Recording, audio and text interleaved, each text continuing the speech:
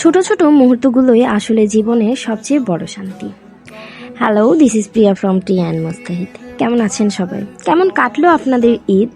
বরাবরের মতো এবারেও আমি লেট বাজার করেছি, কিন্তু আপনাদের সাথে যে শেয়ার করব আসলে এই টাইমটা আমি পাইনি। তো আজ যেহেতু ফ্রি, ভাবলাম শেয়ার করা যাক। বরাবরের মতো এবারের কুরবানি ঈদেও আমার হাজব্যান্ড দুই ফ্যামিলির জন্যই ঈদের বাজার করেছিলেন। অনেক ব্যস্ততার কারণে ভিডিওটা তখন আর সবার সাথে শেয়ার করা হয়নি। আজ একটু সময় পেলাম, তাই ভাবলাম এই সুন্দর মুহূর্তটা আপনাদের সাথে শেয়ার করাই যায়।